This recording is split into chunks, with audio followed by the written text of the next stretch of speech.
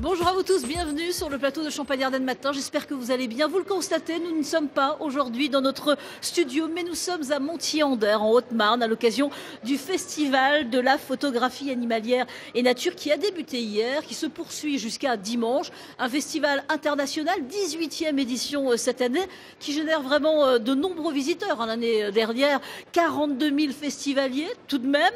Un festival qui se déroule à proximité du lac du Der, au même moment de la migration justement des grues cendrées. Alors pour les amateurs de photos, c'est vraiment à noter sur votre agenda. Il faut se déplacer ce week-end ici en Haute-Marne.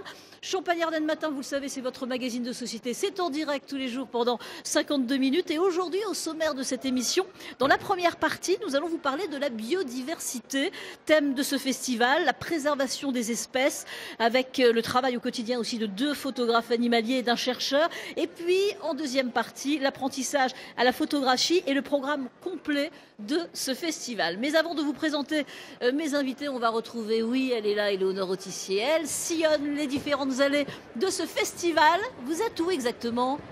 Bonjour Valérie, bonjour à tous. Alors là, nous nous situons sous le chapiteau de ce festival. Donc un festival où les visiteurs pourront découvrir quelques 2000 clichés différents pris sur les 5 continents, à la fois des paysages, mais aussi bien sûr des animaux de toute espèce. Et donc voilà, des visiteurs, vous le disiez, qui sont de plus en plus nombreux, 42 000 l'an dernier. Et justement, nous allons poser la question à l'un de ces visiteurs. Bonjour. Bonjour. Qu'est-ce qui vous fait venir dans ce festival ? D'abord, c'est pour les enfants. Je suis venu avec une classe et ça permet de leur éveiller à leur curiosité.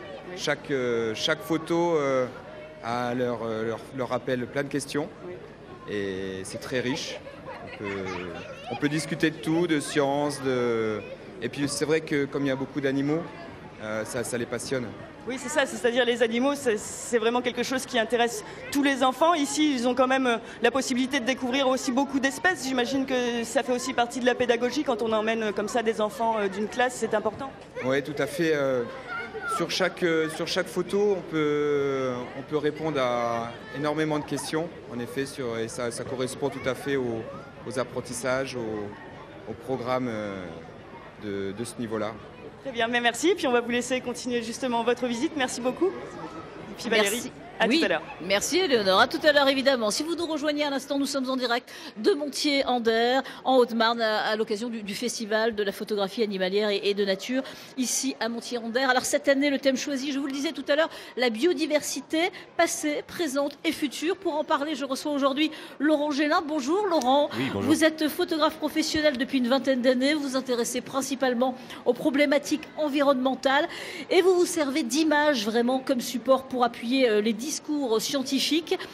Vous faites régulièrement donc des conférences et vous allez nous parler aujourd'hui du lynx qui a été réintégré. Vous nous parlerez ici de votre patience. Il en faut de la patience pour être photographe et pour attendre vraiment la photo d'exception. Et puis de cette affiche, et oui, que vous avez réalisée, c'est l'affiche donc de ce festival de Montier-en-Der. Francis Latraille, bonjour.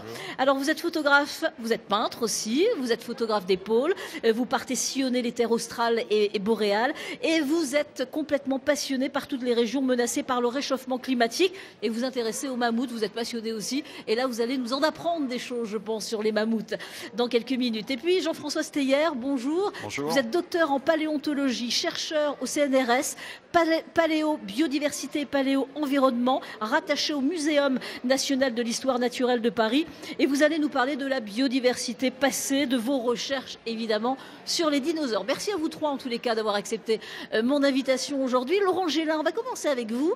Vous êtes guide naturaliste dans différents pays, puis vous avez été, puis photographe professionnel presse, et maintenant spécialisé dans la photographie nature. C'est vraiment votre passion première ? Alors la vraiment passion première, c'est d'abord d'être dehors, d'être sur le terrain. Et donc la photo, c'est un peu une espèce de prétexte en fait pour essayer de passer le plus de temps dans la nature. Et effectivement, j'ai utilisé la photo maintenant comme une espèce de support, pour essayer de sensibiliser le grand public à certaines problématiques. Mon sujet précédent, c'était les animaux en ville.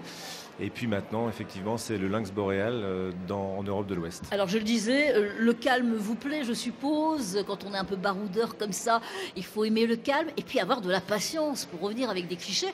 Vous restez combien de temps pour repartir avec quelques clichés, quelques photos vraiment intéressantes ? Alors ce projet-là, en fait, c'est un projet qui a duré 4 ans, mais 4 ans à 100%. C'est-à-dire que je me suis vraiment consacré, j'ai eu des fonds avant pour vraiment pouvoir travailler sur cet animal qui est extrêmement difficile à voir. Oui, ça se prépare, on part pas comme ça. Ouais. Et puis j'ai eu énormément de soutien aussi logistique en réalité avec des scientifiques, avec des gardes-chasse et puis avec tous les acteurs locaux. Donc c'est un animal qui est tellement difficile à photographier et à observer déjà, qu'il a fallu que je m'aide aussi avec des moyens techniques, notamment avec des pièges photographiques. C'est difficile à photographier un lynx ? Alors le lynx, c'est effectivement très difficile déjà à observer. Donc photographier l'animal, c'est déjà encore un autre problème. Mais quand on passe 4 ans, au début, c'est vrai que le tout début du projet s'est plutôt bien passé. J'ai fait 2 images quasiment le premier mois, donc je me suis dit, je pense que 2 ans, ça suffira. Ouais. Et puis pendant 8 mois après, j'ai absolument rien fait. Oui, mais j'ai lu qu'en 3 ans, j'ai lu qu'en 3 ans, seuls 20 clichés sont exploitables. Oui, alors j'en ai peut-être un peu plus maintenant, parce que c'est vrai que je connais maintenant plutôt pas mal les sites, et puis il y a eu des images qui sont venues après justement, mais dans le livre il y a à peu près 200 images, mais il y a aussi un petit peu d'espèces, les autres animaux de la chaîne du Jura, quoi. Alors on va regarder un reportage justement sur le lâcher d'un lynx. Vous y étiez, c'était en 2013 dans le massif du Jura. C'était un jeune mâle d'1 an à peine. Reportage Franck Ménétré, Hugues Perret et Emmanuel Dubout. Sur la table d'examen du centre Athénas, Vonia, 13 mois, reçoit les derniers soins avant d'être relâchée. Des soins dentaires notamment. Une dent abîmée doit impérativement être soignée car pour réussir sa réintégration, le lynx doit pouvoir se nourrir de chevreuils principalement. Un collier émetteur est ensuite installé. Il permettra de localiser l'animal pendant 480 jours. On va avoir à la fois un suivi par satellite, donc le GPS relayé par le système Argos, et puis un suivi VHF, donc un suivi radio qui nous permettra sur le terrain de faire éventuellement des localisations et d'approcher éventuellement des recherches de proies. Depuis plus de 3 ans, Laurent Gélin chasse le lynx avec son appareil photo, côté suisse et côté français. Autant dire qu'il connaît maintenant bien le comportement du félin et qu'il n'aurait pour rien au monde raté ce 7e lâcher effectué par le centre Athénas. Il y a 1 mois, on a lâché un lynx en Suisse qui a traversé la frontière. Le centre Athénas a lâché un lynx l'année dernière et il a traversé la frontière et s'est retrouvé en Suisse. Donc voilà, un ex-aequo. Et puis celui-là, je ne sais pas ce qu'il va devenir. Il va peut-être effectivement soit rester dans la région, soit faire... Théoriquement, il va faire quelques kilomètres, il va pas rester immédiatement sur son site. Vonia est désormais capable de s'alimenter de façon autonome. À son âge, il va consommer une 30aine de chevreuils par an. Un prélèvement naturel, pas toujours au goût des chasseurs, d'où une certaine discrétion. Ce que vous venez de voir aujourd'hui est forcément discret dans le sens où c'est déjà l'intérêt de l'animal pour le succès du relâché, et puis également parce que c'est un grand prédateur et que il peut y avoir des questions de sensibilité autour de l'animal que l'État doit prendre en compte. Lors de l'enquête publique, 80% des votants se sont exprimés en faveur du retour du lynx dans son environnement. Vonia a donc rejoint en toute légalité la centaine de congénères qui peuplent le massif du Jura. Bon Laurent, c'était une belle expérience. Oui, alors c'est pas la seule expérience parce que je suis en fait les scientifiques depuis 4 ans, donc on a fait pas mal de lâchers en réalité sur tout le côté suisse. On a fait des translocations également en Autriche. On essaie de repeupler certains secteurs des Alpes autrichiennes. Et puis maintenant, on essaye aussi de travailler sur le côté italien. Donc on en a lâché pas mal. Et ce qui est intéressant, effectivement, c'est de voir la distribution de ces animaux et le parcours qu'ils peuvent faire après plusieurs mois du lâcher, quoi. Alors les téléspectateurs peuvent peut-être se poser cette question. Pourquoi réintroduire ces animaux qui ont disparu ?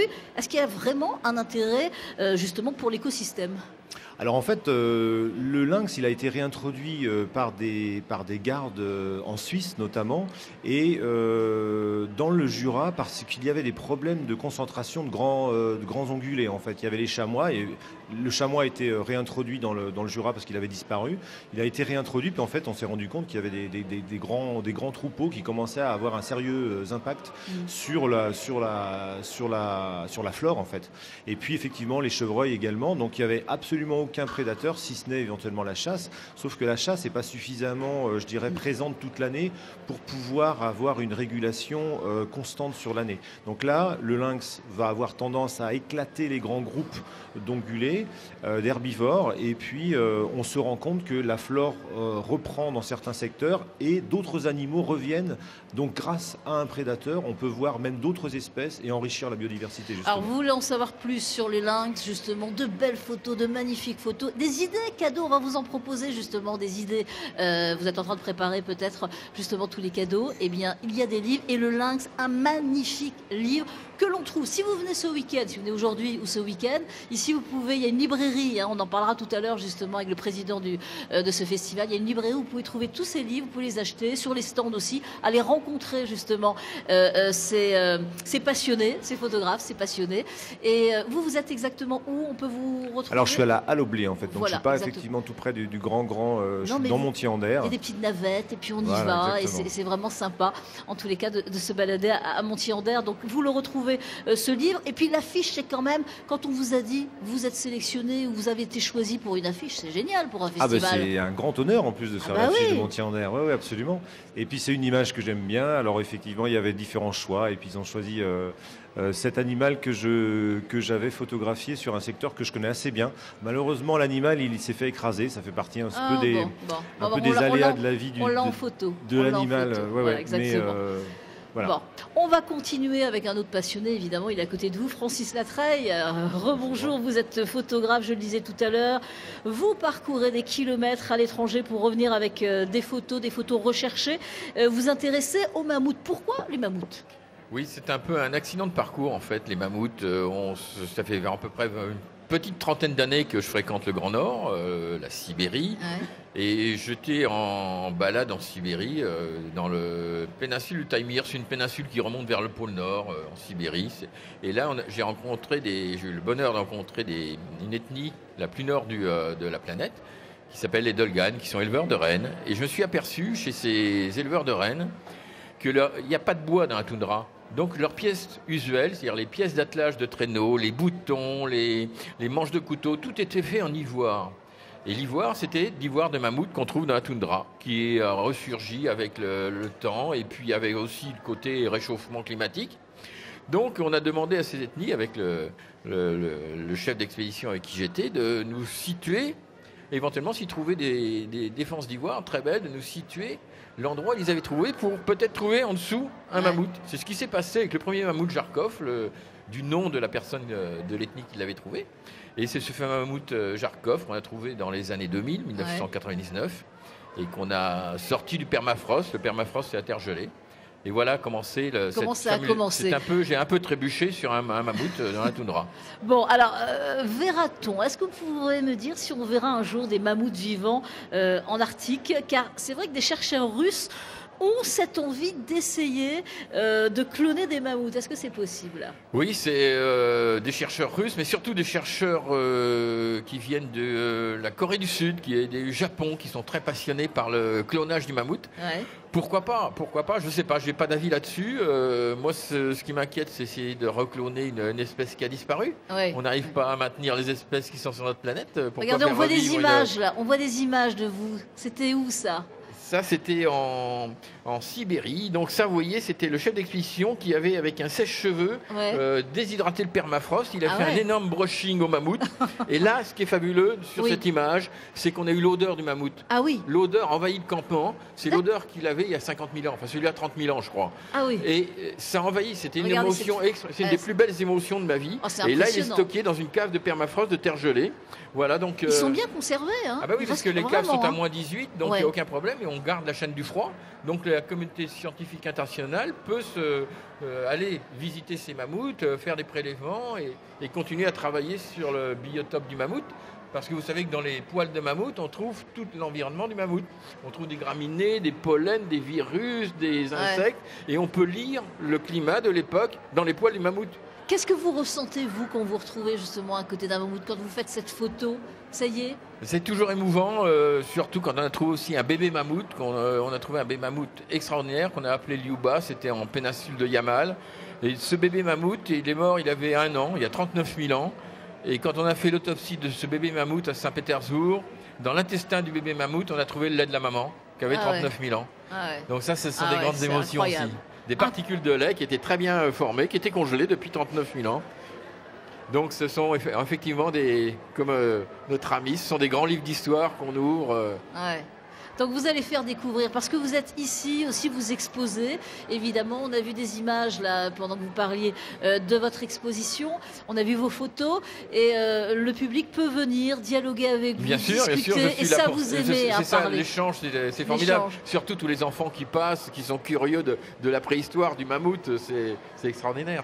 Le livre, là aussi, il y en a un. Ça, c'est une idée pour Noël. Voilà, donc c'est le livre sur les ethnies du Grand Nord, justement. Ce sont ces Dolganes qui sont les premiers à découvrir effectivement les mammouths. C'est eux qui sont nos premiers informateurs. On peut les acheter sur le stand et à la librairie, de Monthy-en-Der, du festival. Bon, voilà, énormément de choses. Je vous poserai la question tout à l'heure pour vos projets, parce que je suis sûre que vous avez des projets, que vous allez repartir en expédition très bientôt. Après les mammouths, nous allons nous intéresser aux dinosaures, et oui, avec vous, Jean-Sébastien Steyer. Mais avant cela, nous allons retrouver, elle est encore là, Éléonore est ici, évidemment, dans les allées du festival, à côté du tyrannosaure, c'est ça?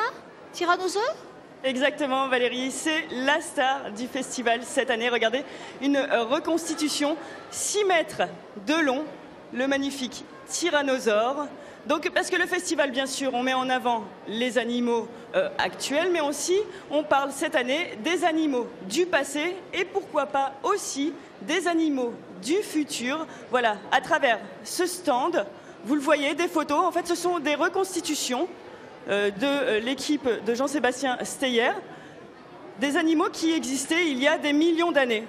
Et donc nous allons retrouver Pierre Godlewski, qui fait aussi partie de l'équipe. Bonjour. Bonjour. Alors, une exposition comme ça, un stand comme ça, déjà les gens se demandent comment vous arrivez à obtenir des images qui sont presque, on dirait qu'elles ont été prises en fait, on dirait des vraies photos. Ce sont des vraies photos, pour de vrai.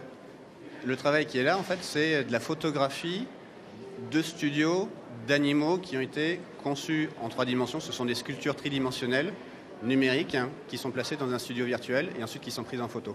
Alors l'intérêt pour le public de découvrir tous ces animaux, c'est de faire un bond dans le passé en fait. C'est vraiment, ça nous amène des millions d'années en arrière. J'imagine que ça c'est passionnant aussi pour les visiteurs. C'est en arrière et en avant parce que vous avez 2 parties dans l'exposition, une partie biodiversité du passé et une partie biodiversité du futur.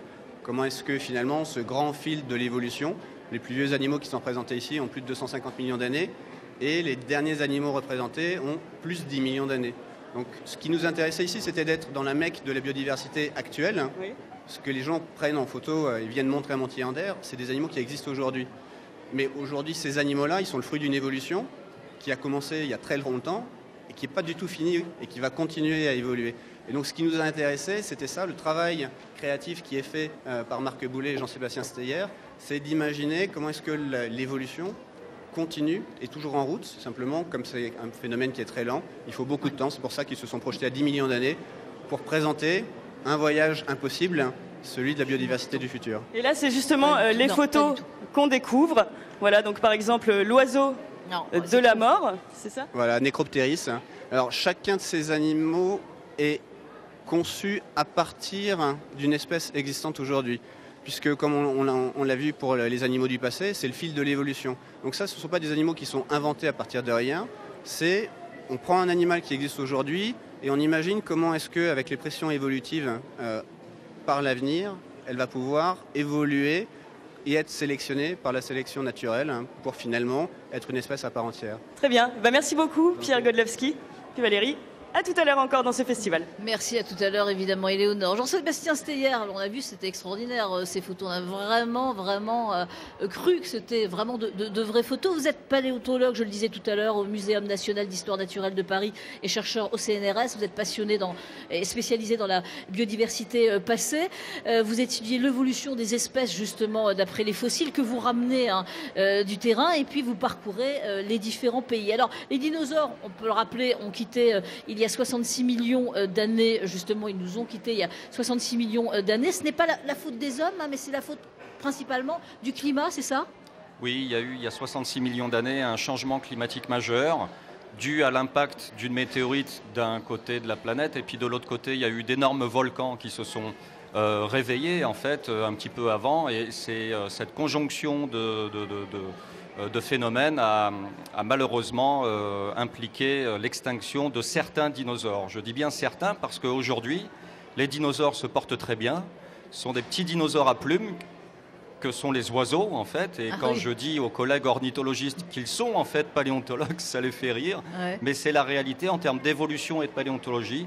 Les oiseaux aujourd'hui sont les survivants finalement emplumés des dinosaures d'il y a plus de 66 millions d'années. Alors ce qui est formidable, vos recherches, vous allez sur le terrain, je le disais, parcourir différents pays pour retrouver les fossiles, vous revenez avec ces fossiles et là vous travaillez avec d'autres experts, d'autres spécialistes.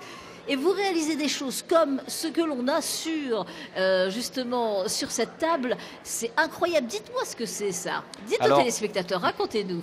Alors ça, ce n'est pas un vrai fossile. C'est une réplique. En fait, c'est une impression 3D. On utilise maintenant les techniques modernes, même quand on fait de la paléontologie sur des vieux fossiles qui ont plusieurs millions d'années.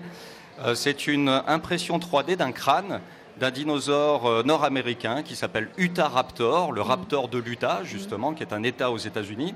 Et on a reconstitué en fait un dinosaure en hyper-réalisme avec Marc Boulet de l'agence Cosima et le collègue spécialiste de l'espèce en question, le collègue nord-américain spécialiste de l'espèce. On a l'impression que c'était un vrai, hein ? C'est assez bluffant, du coup, le travail. Alors, le squelette, malheureusement, n'est pas complet. C'est très rare, en fait, de trouver des squelettes complets quand on fait de la paléontologie.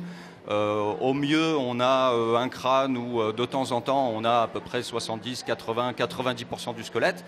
Mais l'intérêt de travailler avec les méthodes 3D, c'est qu'on peut combler, en fait, les parties manquantes assez facilement. Alors, avec la recherche, on voit vraiment des réalisations d'animaux maintenant, des croisements. Est-ce que ça serait vraiment possible de faire réapparaître un jour les dinosaures ?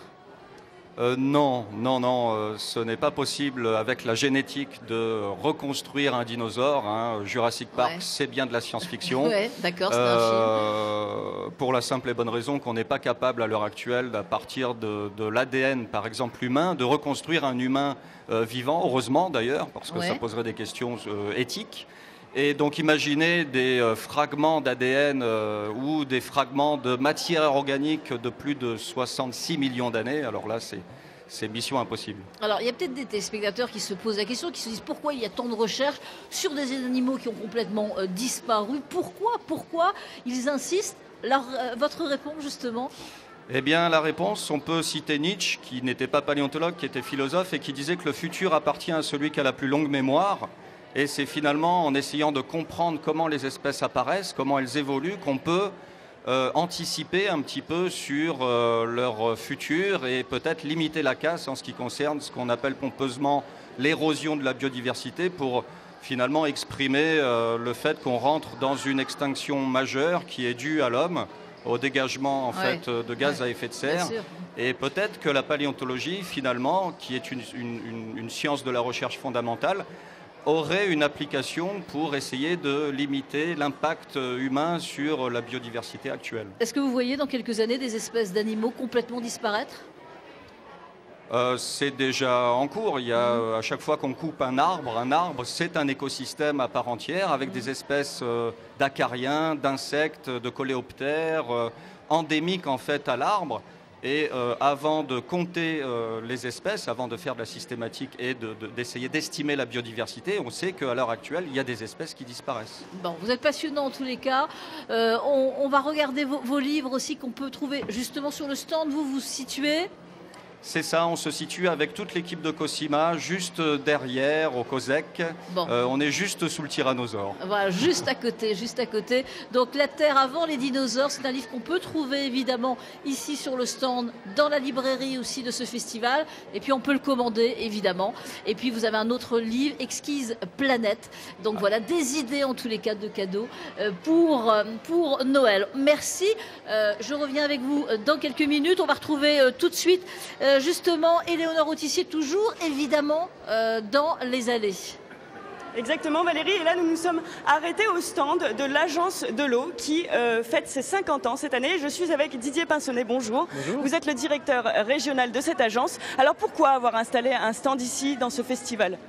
Déjà, le festival a choisi comme thème la biodiversité d'hier, d'aujourd'hui et de demain.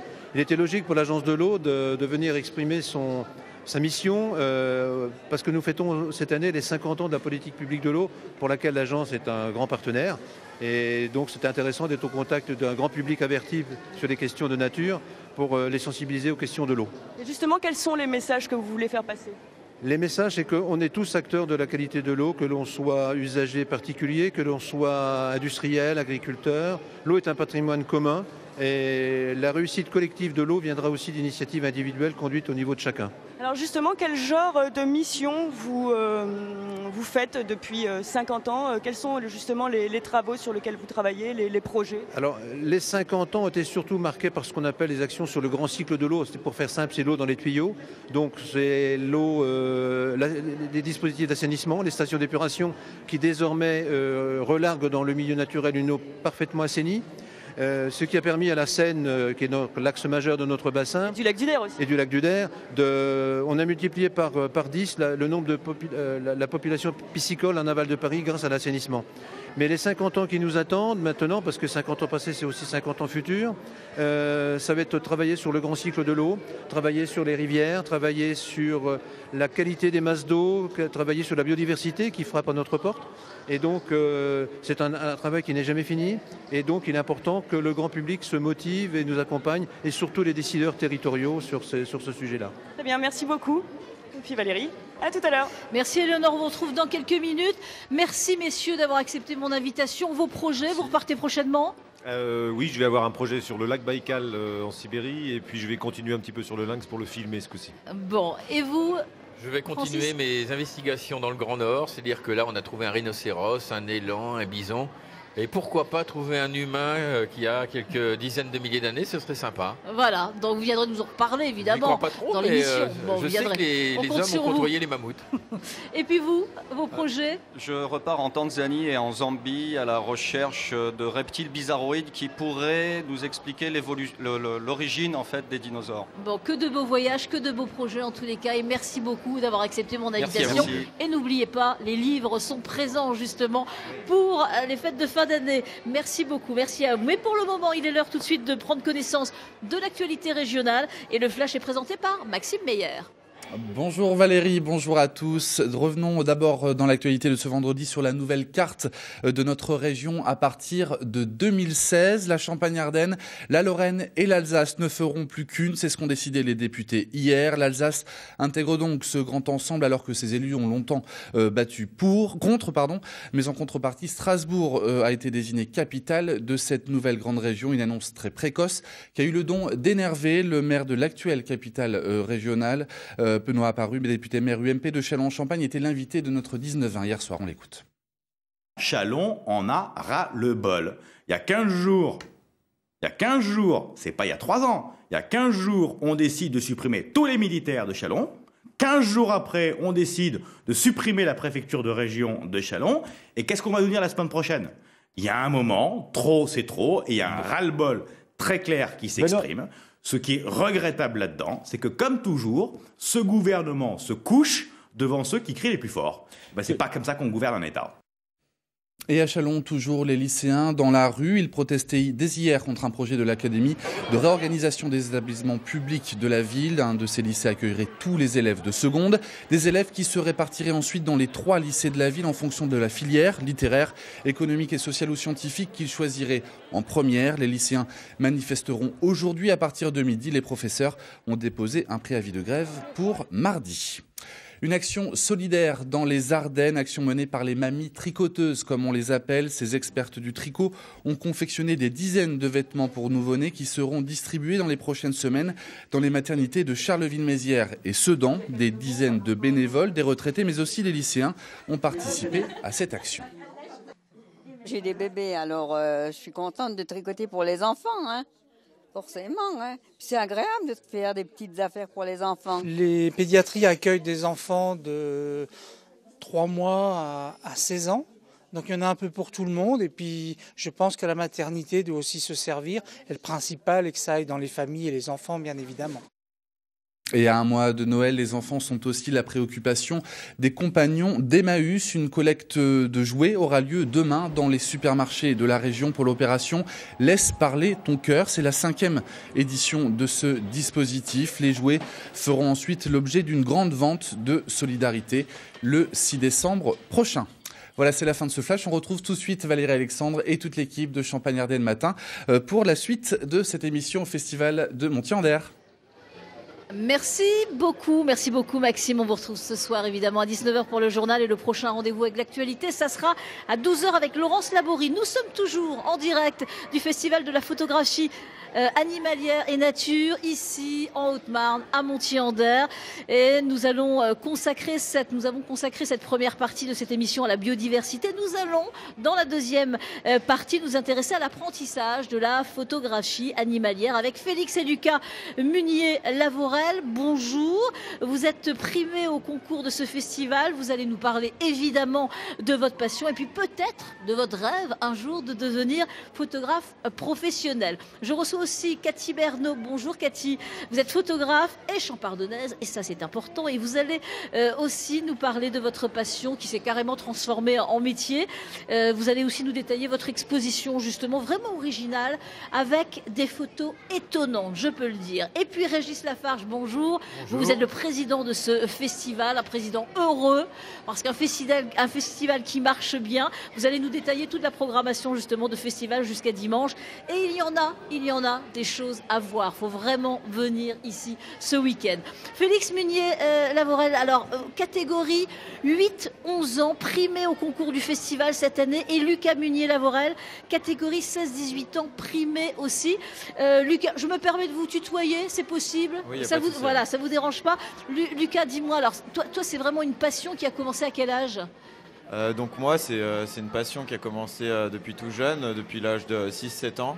Donc à la base, j'étais plutôt naturaliste. Je me baladais sans appareil photo, plutôt pour observer la faune autour de chez moi. Et j'ai beaucoup aimé les insectes au début, mais je me suis vite tourné vers les oiseaux car je suis rentré à la LPO à l'âge de 8 ans. Donc j'ai fait beaucoup d'ornithologie et j'ai voulu capturer ces moments passés dans la nature.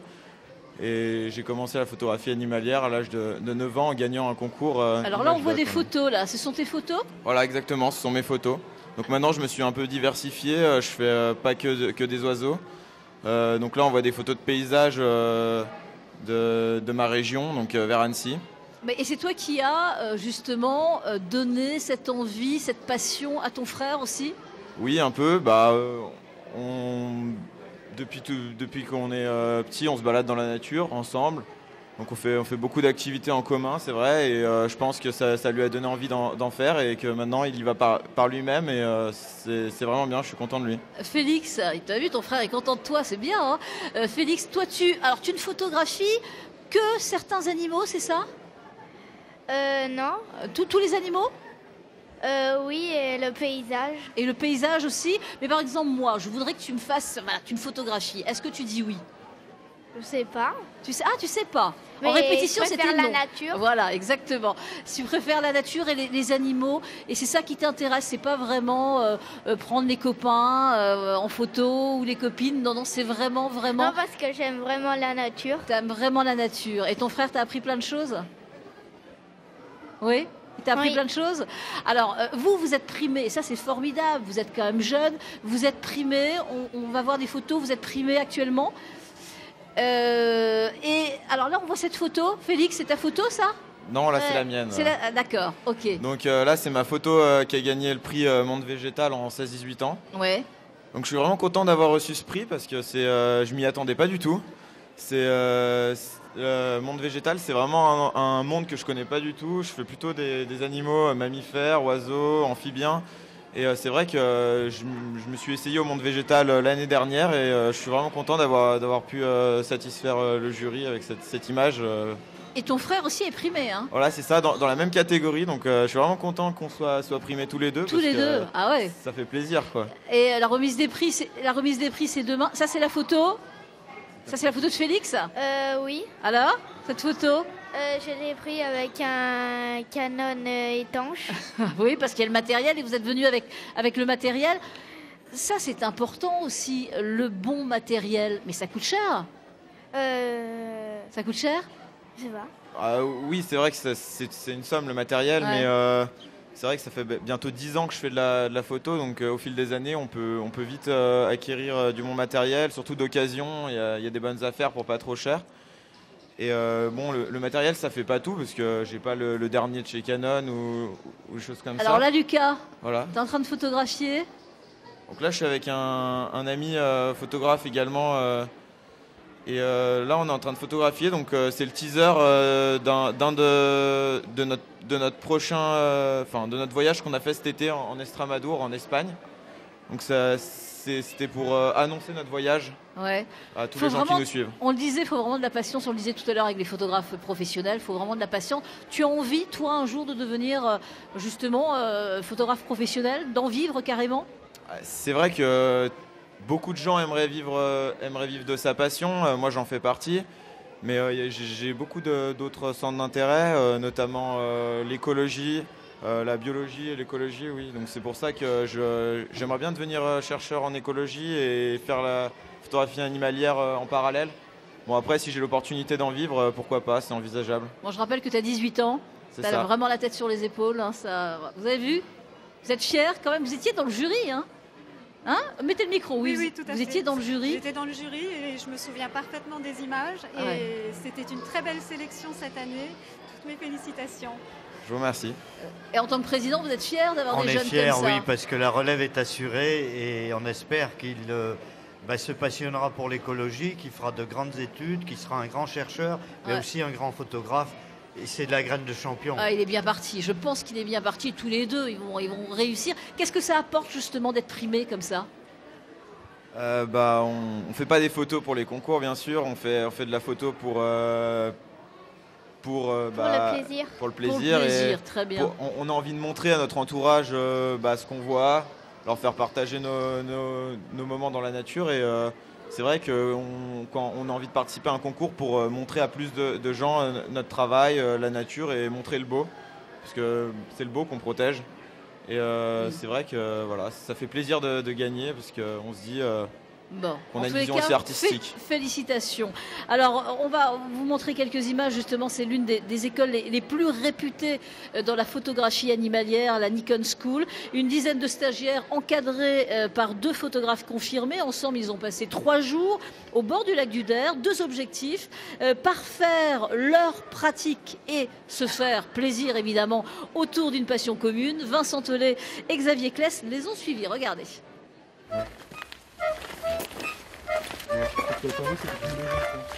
Il est 7h sur les bords du lac du Der. 30 minutes de marche, le groupe rejoint un spot, un lieu où capter l'envol des grues qui nichent ici avant de repartir vers le sud. Ça démarre bien, mais on attend un peu le lever du soleil. C'est complètement indépendant de notre volonté. Et là, effectivement, on est bien positionné pour effectivement pouvoir trouver des belles photos, des belles vues. Avec les stagiaires, 2 formateurs, Gérard l'histogramme est un peu décalé. Et Claude, disent-ils déjà leurs précieux conseils. Alors là, tu vois, il aurait peut-être fallu enlever le -1 diaph et mettre plutôt -0,3 ou -0,7. Parce que c'est un peu sombre là. Ouais, oh, c'est génial. Non mais c'est vrai, ça. Tu apprends plein de choses là. 7h52, le soleil tant attendu se lève. Séquence émotion, les index s'agitent.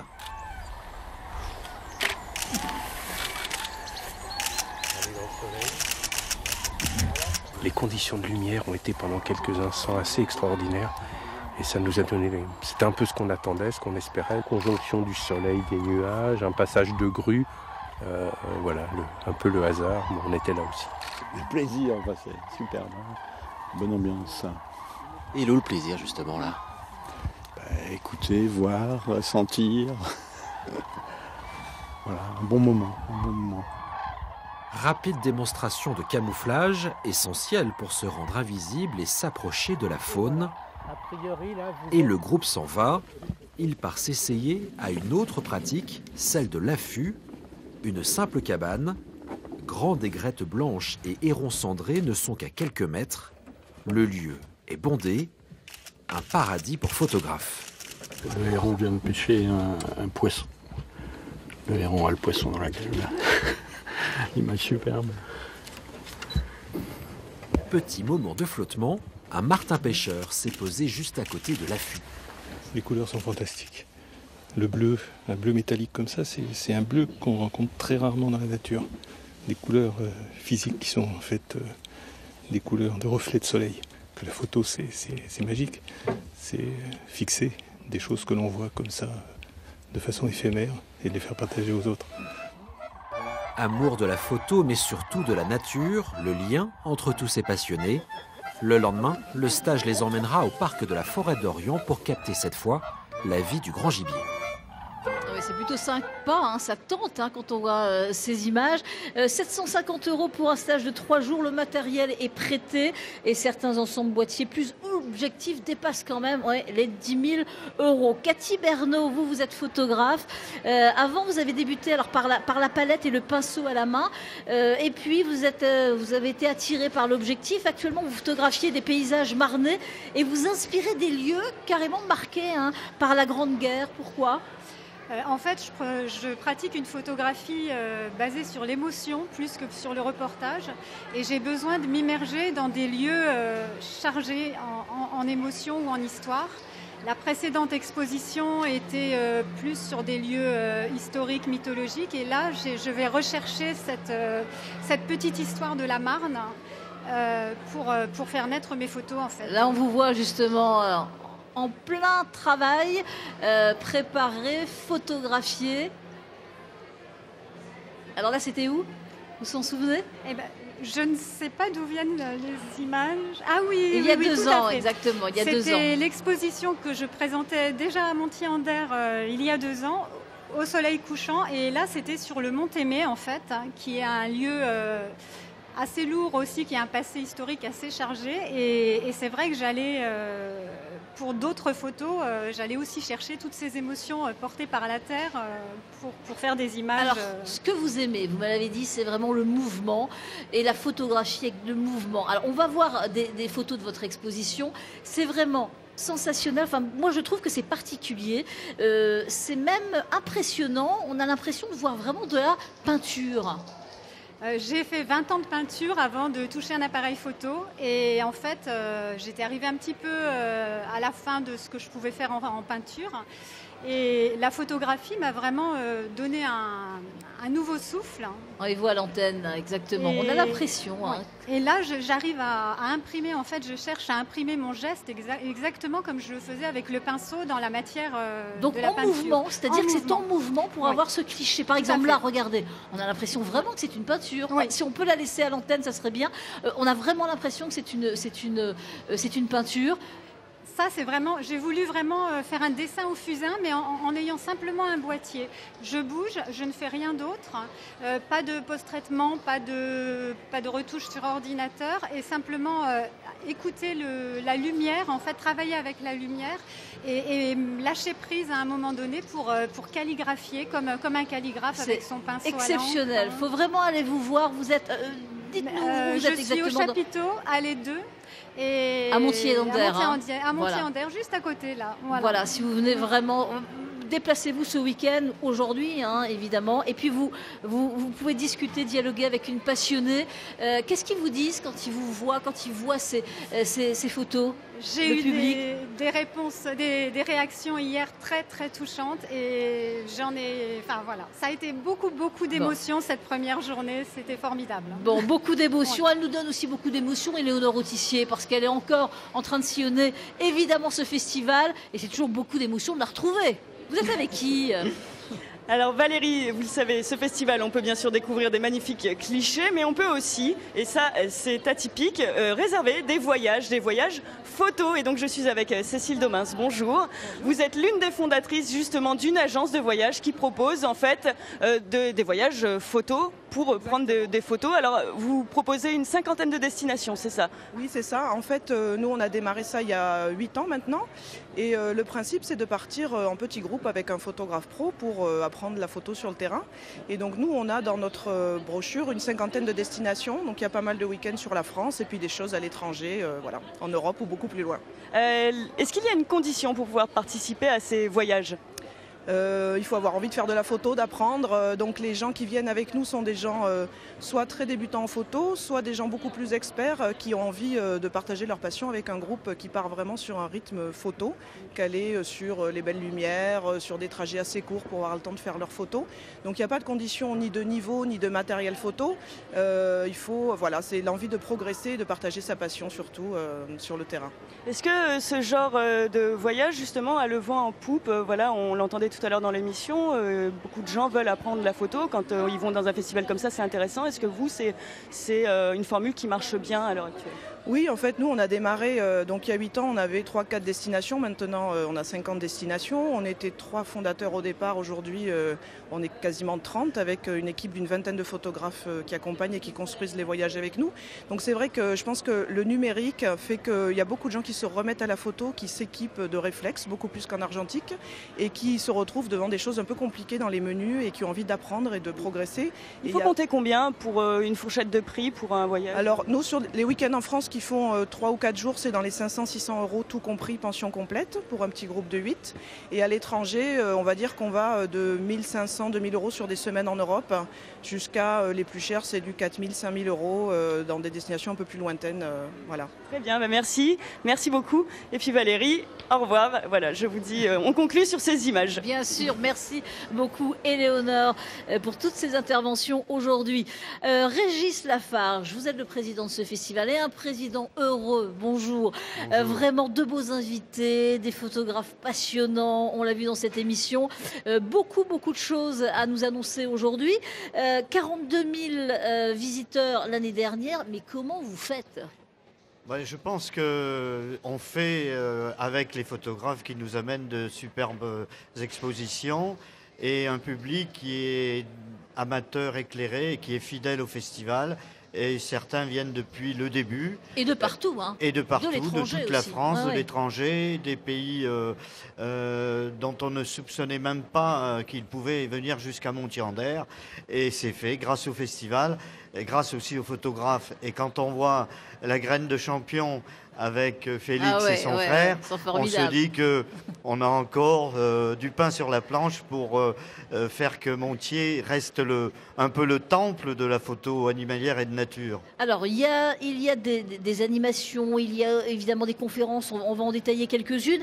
Et puis, vous avez signé, c'est hier, je crois, une convention avec Sylvain Augier. Oui, avec les fonds Augier, par l'intermédiaire de Christophe Devien, qui en est le directeur. On a choisi, 10 ans après, ça nous tenait à cœur de créer ce qu'on appelle le Centre international de la photo animalière et de nature.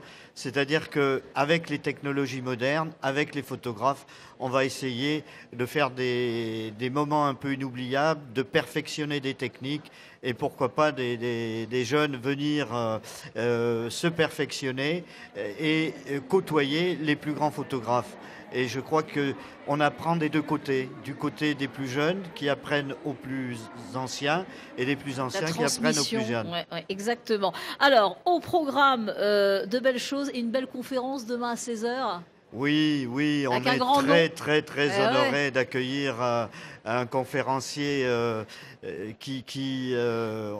on n'imaginait même pas que Yves Coppens pouvait venir. Il sera là demain. Et il sera là. À 16h à la salle des Fuseaux, c'est à Saint-Dizier.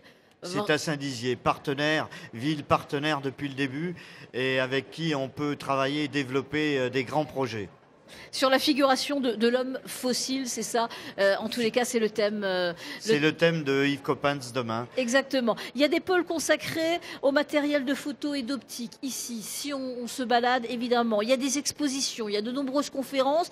Une grande librairie, on peut trouver tous les livres, justement, des photographes qu'on a. Tout à fait. Depuis fort longtemps, on s'est associé avec un libraire local pour qu'il puisse apporter 12 000 références pendant le festival, donc des livres sur la nature, des livres sur la photo, des livres sur l'écologie, sur la protection des environnements, des réflexions, des recherches particulières qui font qu'il y en a pour tous les goûts et on peut repartir du festival en ayant eu plein les yeux, mais en même temps avoir des souvenirs et pourquoi pas les offrir à Noël. Exactement, et pour les jeunes aussi, avec un chapiteau réservé à la jeunesse, des animations, des ateliers, des mini-forums. Il faut vous déplacer aujourd'hui et demain, samedi, dimanche avec vos enfants. Il faut vraiment le faire. Il y a énormément de choses, en tous les cas, à découvrir. Merci beaucoup parce que c'est un beau festival, 18e édition cette année. Merci à vous. Belle exposition. Il faut vraiment aller vous découvrir si vous ne connaissez pas justement cet artiste. Et puis merci. Messieurs, je peux dire messieurs, allez, et puis j'espère que ça fonctionnera et ça fonctionnera pour vous évidemment.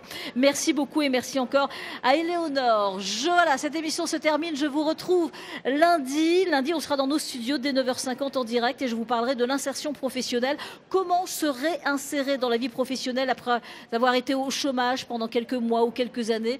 La réinsertion, c'est vraiment la raison de plusieurs associations, dont l'association Envie Explication sur le plateau dès 9h50 évidemment, et nous serons en direct avec des idées de sortie, des offres d'emploi et une recette de cuisine car nous serons lundi. Passez un très bon week-end ou, évidemment, ici à Montillon-d'Air. Je compte sur vous.